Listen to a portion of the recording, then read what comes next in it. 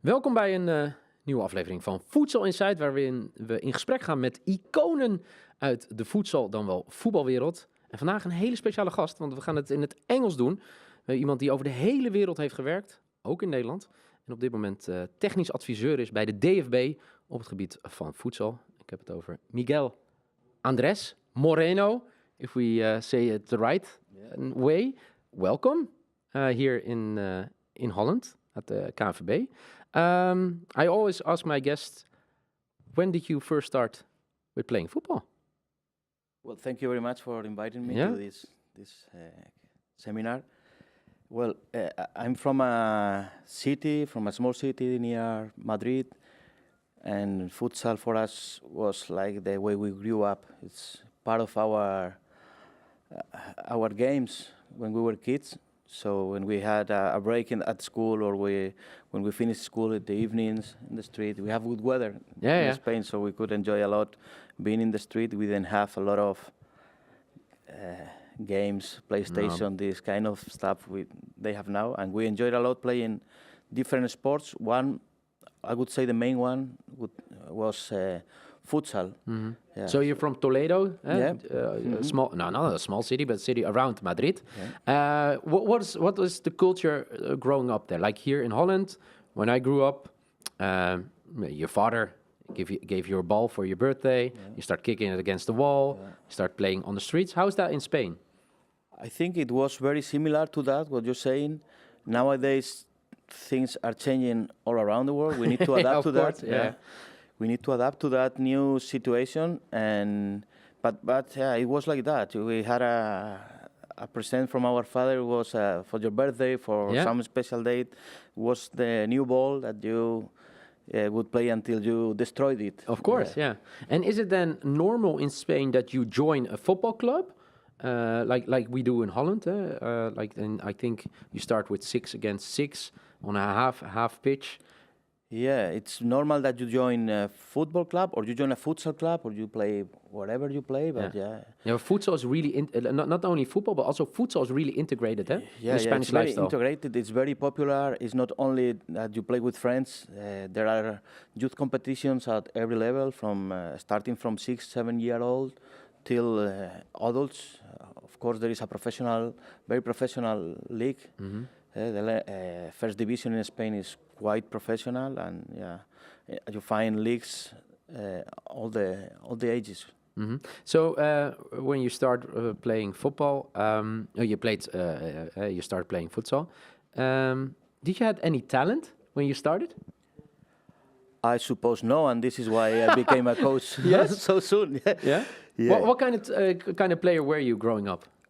Well, when you're a kid, we're all the same player. A player that likes to have the ball in his feet and try to dribble everyone and try to score. This is what we want to do when we are kids. Have the ball in our feet and only attack, no defending. Well, defend, we didn't even know that existed by that time. No, we just wanted to go in front.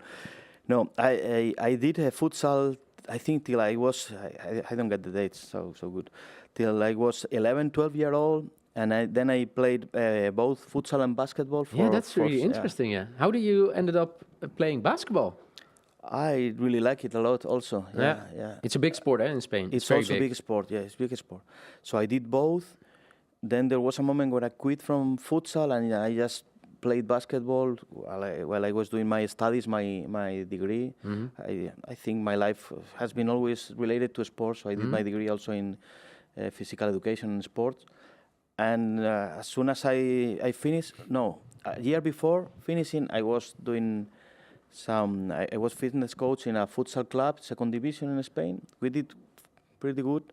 And next year I was called by a first division team, one of the best. So I quit everything and I... How old were you then? I was 21, 22. Very young. Very young, very young. And why did they call you at that moment? It was a coincidence. I did good we did good with the second division team in my city, and the fitness coach of that first division club, he was my teacher. And he had he could leave the school for a couple of years to do this, but then to keep his position, he had to return, and they offered me to do this. And then, okay, I said, it was far away from home. Where was it in Spain? It was in Castellón, it's east of Spain, near Yes. Valencia. And it was like 400 kilometers from home.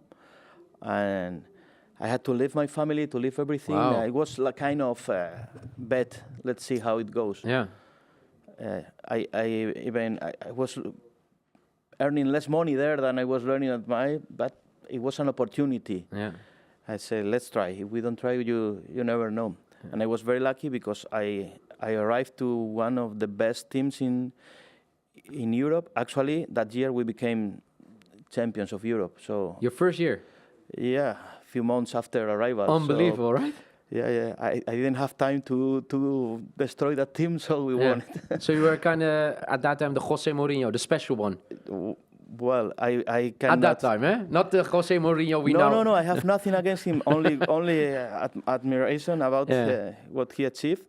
But I was lucky. I can say I was very lucky to arrive to that great team with those coaches, with those players. Yeah, as I told you, I was 21 or 22, and they were very young. Yeah, 28, 29, 30. I was the one of the youngest in the team, but they helped me a lot. And what were your main principles as a coach at that time? What was your idea? Well, I was very focused in that time in the fitness condition part.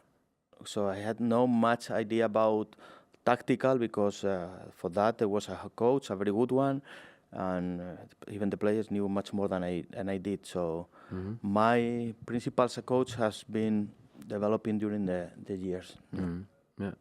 I can imagine that if you have a start like this, you were 21, 22, you become the best team of Europe. What other achievements can you get in the rest of your life? And you know what is what was impressive? That you arrive to a team, as I told you, futsal in Spain is and was in that time also very popular. You could watch it in the main channels. Yes. It's not like now that we have hundreds of channels. At that time we had just a few, and futsal was every weekend in one of the main channels. So I left the university. I finished university, and I went to this team, and I was working with those players that I was watching on TV just a month before. So it was surreal a little bit. I had to. It took a time to make an adaptation. Yeah. But they made it very easy. Actually, I can say a lot of years later, I can say that they helped a lot. Yeah. Can you try to explain to us why it's so popular, futsal? Like you were just explaining, growing up, it was always on one of the main channels in Spain. Always, excuse me, when I watched the games, stadiums were full. Yeah. The national teams are always been one of the best in Europe, best of the world. I think it's a sport that is already part of our culture. Five-a-side. Yeah, five-a-side. Yeah. Every small village you can find a team. Every small village you can find an academy. You have a lot of work also from the federation. You have a lot of investors or people who have some kind of business that like to have their own team.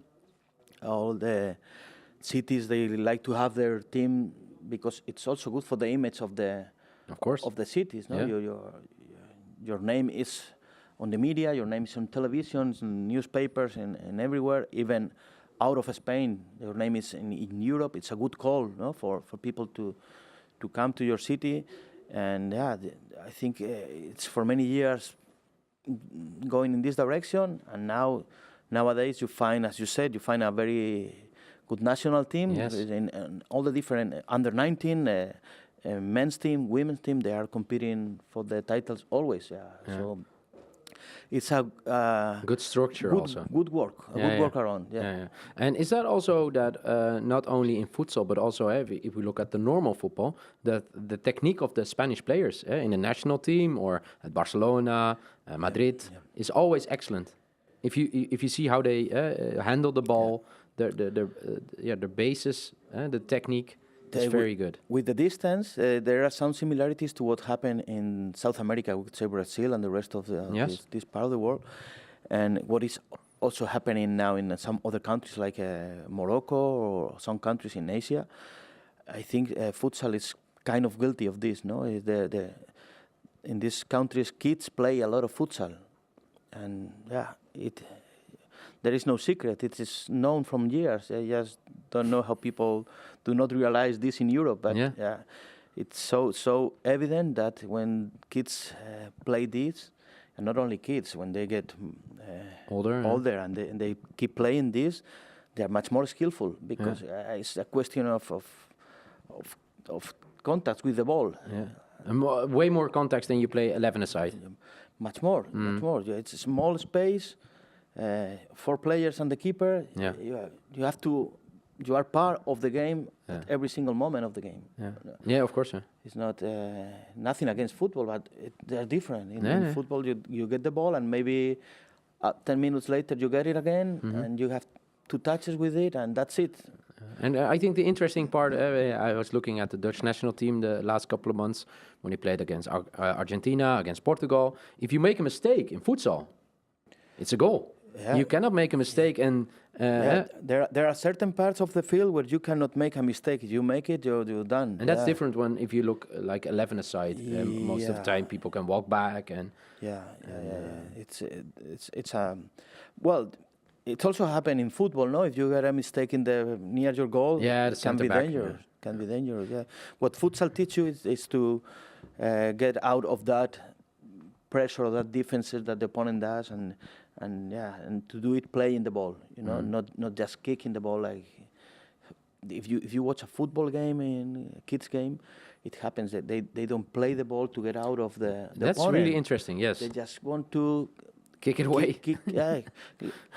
And you hear the coaches put the ball out of this zone because if we made a mistake here, I don't think that develops player. Yeah, that's really interesting. If we look at your career, you started very successful, becoming one of the best teams in Europe. What happened after that success? After that, I was more involved every year in the tactical part of training the team, not that much in the fitness. For a few years, I kept doing both. After that, next year, we also won the Champions League, and I became more interested in the coach position than in the fitness coach position. So I was trying to learn a lot from the coaches I was around. I was, again, very lucky. I can say I was very lucky in my life because I was surrounded by very good coaches and try to learn a lot from them. And also players teach you a lot. You have open eyes. I think communication goes in both directions. It's not only you telling the players what to do, but you have to listen to them because they have a lot of feeling what's going on in the field, and they teach you a lot. So, was there a coach who you really believed in, like in his or her philosophy? In futsal? Yeah. I work with few of them that I cannot name one. I could name 4 or 5 that I really... What made them special, those 4 or 5? From each of them, I tried to learn what I thought it was his strength. Yeah. From some of them, a lot of the knowledge of the game. From others, the management of the team, because when you work in this level of professionalism, tactic is okay, but the most important is the way you manage the team, the way you communicate with players, the way you have them not only motivated but demanded and all that. We can describe everything you achieved in your career, but there are some things I want to point out. I think it was 2008. World Cup final? You put in the finger. It's still hurting, I see, right? I think it was the finals were in Brazil. Yeah. You played against Brazil in the final? Yeah. It was World Cup in Brazil in 2008. This is hurting again, huh? In Maracanãzinho, it was like... one of the best stadiums in the world. Yeah, it was full house, 12,000 spectators, 12,000... not a spectator, Brazilian. Supporting Brazil. No Spanish. No one. And it was terrible. Well, when you see now, it was a big achievement because of course you play the final and only one can win. Yeah. But it's so sad that you are there and just step up to become world champion. It was in the penalty kick, so for the people who missed the final, you lost against PK after PKs against Brazil. Yeah, exactly. It came so close becoming the best of the world. Yeah, it was. Does it still hurt? If you don't tell me, no, but now you told me. No, because 2 years later, you had the World Cup in South Africa, Yeah. Holland, Spain in the final. Yeah. And if I still talk to players of the Dutch national team, and you mention Andres Iniesta, Yeah. No, it hurts. Yeah. It's unbelievable. It's not every day that course. you remind it, but when somebody tells you, hey, yeah. it hurts. Okay, we won't talk about that anymore. No problem. It was. It was also a good achievement, being course. reaching the final in Brazil, and Yeah. you worked all over the world. You worked in the States. You worked also here in Holland. Yep. You worked for the KNVB. You were assistant coach. How did you end up here? And by that time, Marcel Luzbel was the head coach of the national team, and he was looking for some other ideas of futsal because he thought that it could be interesting to add some other working philosophy or some other approach to the game. And he called me. I just returned from the United States, and I said, "Can be good. Let's see how it goes." And it was really good. Yeah. I had very good memories of that time. Very thankful to Marcel because we had a really good time here, and we did good things. Good things. Yeah. And what do you remember of that national team? I have very good memories from all the people who work around. We had Jeroen and Ricardo, who is the physio. Melanie, doctor. And from the players, I still have good communication with them. Oh, really? Yeah. I really have very good memories from the country, from the KNVB organization, which is really well organized. Yeah. And from the time we had here was really good. Is it a big difference with the Spanish association? Well, I think not that much. All the associations who have, or many of them, they have good resources to make the sport grow. It's not about the resources they have, it's more about what they want to achieve. Yeah, of course. Yeah. So every association make a decision of what they want to achieve in. When you talk to me, you talk about futsal, and Spanish is very keen on be the best. Yeah. You can find Portugal, they're the same. Russia, they're the same. In other federations, they're still developing, all right? Yeah, they're developing, but they not decided to make the bigger step. You know. You were also coach here in Holland. Not only you were assistant coach of the national team, you were coach in Eindhoven. Exactly. Yeah. If you don't mind, because it's a coincidence that today the guy who called me to be head coach in Eindhoven, Anil Badlo, is his birthday today. So I would like to of course, tell him happy birthday. Oh, this is very cool. Yeah, and it's a coincidence, no? Yeah. It's a coincidence. Again, the same. I don't know why, but when I remind my time in the different places, I don't remind that much the places. I remind people who I work with. Of course, yeah. Yeah, they help me a lot also. Samir and Anil, they help me a lot. Yeah, I was for half a year. It was very, very good. I lived in Eindhoven. I had very good time there. And I wanted to stay, actually. Yeah, that's what I read, yeah. Yeah, they offered me to stay, but I said that staying there would be connected if I would stay here at KNVB, but my contract at KNVB by that time was finished, and they decided not to renew it. So were you disappointed about that? Yeah, I wanted to stay, really. Yes? Yeah.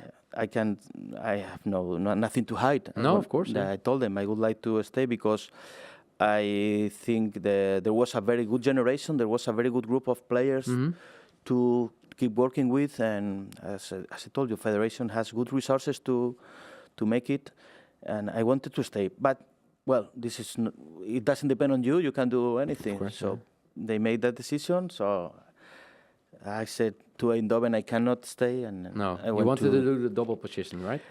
Yeah, I think it would have been very smart because I would be involved every day with players that then would play also for the national team. I understand. Yeah, so I think it was beneficial for everybody.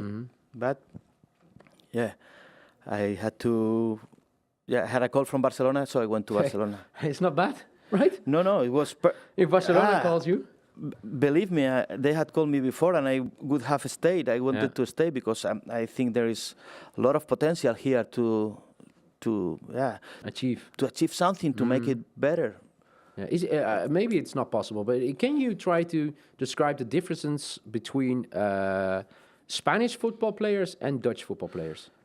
More futsal. Futsal, yeah. To me, the big difference is that here in the Netherlands, they are more quality players. They are more skillful players than what we have in Spain. Yeah, really. You have a lot of very skillful players here. The difference is probably part of how serious they do in Spain, how serious they take it here, and also the tactical side is quite different. Yeah, there is much more knowledge of the game from the players in Spain. It's not that they are smarter. No. They are They're professional. They are professional, and they are exposed to the sport every day. Yeah. They compete against good teams every day. So I think that's amazing of some players of the Dutch national team. They have a normal job, and then in the evening they go to training at their team. They go in the mornings go to training here in Zeist. Yeah. And it's not their main focus. Yeah. But say that we can find excuses for everything, but everybody could do more. Clubs could do more. Yeah. Players could do more. Coaches could do more. Federation could do more. Everybody could do more. Yeah. Totally agree. Everybody is looking to the other, pointing to the other. But everybody, it's in your hands how much you want to do. Yeah. And now you ended up close to Holland. You're now working in Germany. Yeah. Very close. Very close. Yeah. Just started. I'm there for 3 months. Yes. How's the start? I'm just learning how it works, how the country works, how the federation, which is also a monster, is huge. Very big. Impressive. How well organized it is. They also have a lot of possibilities. Or I can say we started the Bundesliga, and it was a very big step. We did some coaches education. Yeah, again, there is a group of people, a very enthusiastic group of people doing a really good job, and I think we will get the result. It takes time. Of course, it takes time because it's a really big country in football, but in futsal, it's just beginning. In futsal, it's still difficult to find players. We are at this point. But they are very decided, and these guys, when they want to do something, they do it, and I feel very positive about how DFB is trying to develop it. Yeah, I think they put the right people in the right positions, and they're very, very supportive of the sport. Yeah, and we need to fight against those difficulties that you find at the beginning. Yeah. But it's also a culture thing, I think. In Spain, what you said at the beginning, it's everyone knows growing up, okay, you play futsal. You play futsal when you're a young kid in Spain. I think in Germany, and the same in Holland growing up, there's never been a choice. You always play football, 11 against 11. Yeah. And nowadays, it's starting to develop also here in Holland. That you can be, if you're a small child, or a small girl, a small boy, you can also choose to play five-a-side. Yeah. And sometimes there are two sports that are very, very, they communicate very well with each other, so they could benefit each other.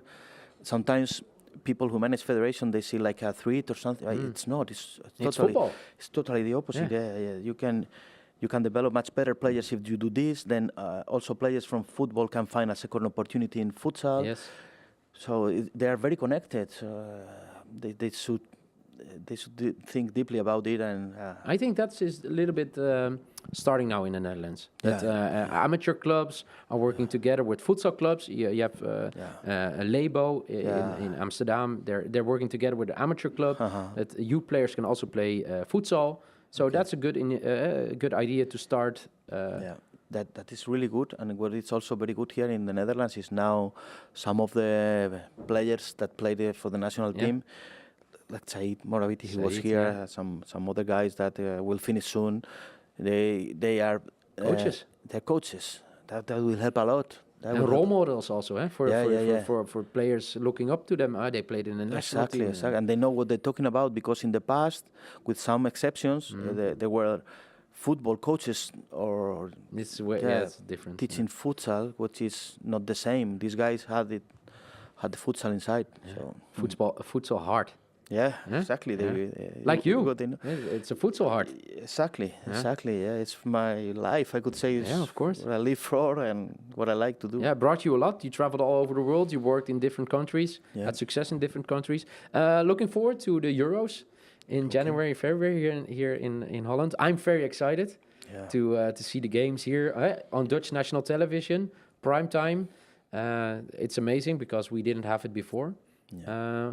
What are your expectations? I was really, really happy when they decided that Netherlands would be the host, because I thought maybe this is the push. Yeah, the final push you need for Yeah. So I was really happy with it, and my expectations.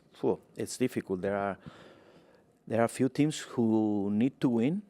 Spain and Russia, they didn't do that good in the World Cup, and they are in big need to win. Spain lost very unluckily against Portugal, right? That's a way to say. That's how I saw it. I'm not. I don't want to disrespect Portugal. I think they did a good job. Yeah, but I thought Spain was really good in that game. Yeah, both were Yeah. good. I don't know if it was a question of luck or not, but I could say both were working hard, and one of them found it. And but when you work in that team, they are made to win. If you don't win, if you don't achieve the, let's say, semifinals or final, it's not that easy inside. So they are in the need to win, as well as Russia. So let's see. Then you have Kazakhstan. Then you have Portugal. Then you have 4 teams that really have to be in the final four, say the final. But there are others that can make the surprise. There are some other teams that can really make somebody. Can Holland maybe be the surprise? Yeah, it's probably not very realistic that they are in the top 4 now, but they play at home. I'm seeing the eyes of the players. Yeah. They are very excited with the idea. So when the moment comes, the mindset is changing from playing at home. They will find something that they will never find abroad. So all the strength they need to do it. They have to seize the moment. Yeah, and why not? Why not? They can. Every game is different. Yeah. There will be 4 and a goalkeeper for each team. So there is no advantage. No. So they can do it. Why not? Yeah. There are also some questions from people who are watching, and turning to the right. Yeah, we got a few questions from people at home. The first question is, in all of your experience throughout your career, can you tell me a bit about the journey a player has to go through from a starter futsal player to a full pro? Like, what does it take to get to the highest level? Yeah. If you see all the different players in all the different sports, there is no way to become a professional player when you start as a child. If we would know that, we would do the same. All the teams, we would do the same. All the clubs would do the same. But every club, that's different. And if you see, even those clubs, Barcelona with La Masia and other clubs with their structure, they get some, but they don't get all the players they have. So there are many different ways to become a professional player. There are a few things that you need to have. One is to be dedicated. You have to dedicate a lot of time, a lot of effort. That is no question about that. And there are some studies about how players became good players or expert players, or however you want to call it. And most of them have something in common, is that they passed difficulties, big difficulties in their lives, and the way they came out of those difficulties somehow helped them to look like different, or look to the sport different and make it different. But there is no one way. You have to play a lot, is what I would say. Play a lot. Yeah. Good question. Okay, thank you. About a second one, you have worked at huge organizations, and now you are at the DFB, but you also worked at the KNVB. Can you tell me what is the big difference between those two organizations? I'm very new in the DFV, but there is one which is very, very obvious. It's the size of the country. To organize a country like Germany, 80 million people? yeah, and the extension, it's in my opinion much more difficult. This is what also I see that it's a good advantage for KNVB. It's much easier to organize a country like this with a good population. It's 17 million. Yes, right? yeah. Not that big. Good communications. Good infrastructure. Great infrastructure. Great federation. It has it all to give it. This to me is a big difference. In Germany, it's quite difficult, or not quite difficult. It's more difficult to, make players come from this part of Germany to this other part of Germany. It's a long way. Here, the distances are easier. So this is a big difference. In your experience, at your time at the KNVB, in what area do you think the KNVB can improve into the futsal world?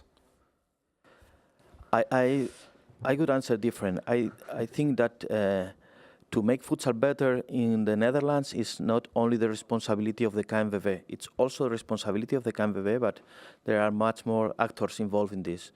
So clubs need to try to be more professional, give better conditions to the players, coaching conditions, living conditions, all what it means. And players don't have to wait to get that. They should ask for more. Mm-hmm. And I'm not asking to ask for more money. I'm asking they should ask for more training hours for themselves, even if they don't get much paid. So everybody should do the effort to get it. But do you believe that the KNVB should invest more into futsal? Yeah, that would help. Of course, that would help. It's a circle, and everybody needs to make a step to make it better. But one person has to start, right? In the circle? Yeah, I'm not the one to say who should start, but everybody has to do something else. Mm-hmm. Yeah. Also, the clubs need more exposure. Of course. To get more viewers, to get more spectators, to get more... We have to create more new role models. Yeah. Yeah, they need something in television. They need clubs. I mean, they need to be shown in television. They need to be shown, I don't know, in YouTube, in some place. They need more exposure to the public. And and then KNVB, of course, I'm sure that this is a bigger step what they did, bringing the Euro here. So hope after this they keep pushing. Yeah, it would be great. Yeah. Then we've got a final question. You worked with a lot of players who were in the current squad of the Netherlands. What are your best experience with them, like in your time? My best experience is the personal relations we made. It's a group of very, very, very good guys. It's not a gift. If it is not true, I would say a different story.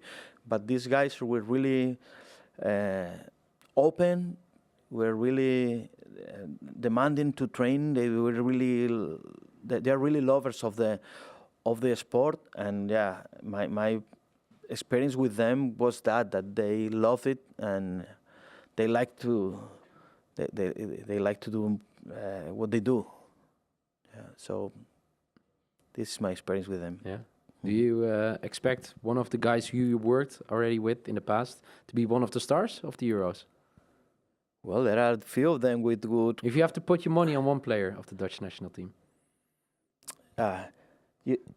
When you talk about there are a few of them. When you talk about effectiveness... of course, you can choose one. I choose Manuel Quick, the goalkeeper. Yeah? Why? I think it's a guy who I'm very proud of to work with because when he started... he was in a certain level, and now he achieved a very good level. And just because what we talked before, just because of himself, he wanted to do it serious. He invested a lot. He trained hard. So would it be next step for him in his development to make a step to a European team that plays for the Champions League? Why not? Yeah, he could do it. He could try it. Yeah, but you have here Hobokubo, no? Yeah, of course. Who also plays in Europe or some other teams. Yeah. But maybe also good Maybe in a next year. different country, different training methods. I Becoming better. always recommend that. It's Yeah, very of good course. to go out. It's Out of to- your comfort zone. Exactly, Yeah. exactly. It helps a lot in your matureness. Yeah, you are far away from family a little bit, and you have to do it for yourself. You have to survive in a different world. And you're It a helps great us. example of that mindset, right? Yeah, You yeah, traveled all over the world. This is something I can recommend because I've done it. So Yeah. I've been in, as you say, in the United States, in Russia, Yeah, of course. Yeah. Azerbaijan, many countries. so- Eindhoven. Eindhoven. Eindhoven. Eindhoven was easy. Yeah, Russia was more difficult. Yeah, I can imagine. Yeah. Yeah. Wow. Those were the questions. I want to thank you for your time. Really good time. Yeah. Really. Yeah. Thank Really you like for it. coming along here for this seminar. It's really interesting to talk to someone also outside of Holland about futsal, Yeah. who traveled all over the world, who worked all over the world. I want to wish you the best of luck, of course, in Germany. Okay. Will you be visiting during the Euros here? Yeah. Okay. Just this morning, I was checking the calendar with the activities we have there and the games here. So I think I will come a couple of times in different. That would be excellent. Hope to see you at one of the games. Hope so. Okay. Hope Thank so, you yeah. again. Thank you very much. Jullie bedankt voor het kijken natuurlijk naar een nieuwe aflevering van Futsal Inside. Er zijn meerdere afleveringen al geweest. Die kan je gewoon kijken op het YouTube kanaal. En er komen ook natuurlijk nog andere afleveringen aan. Voor nu in ieder geval bedankt voor het kijken. En graag tot de volgende keer.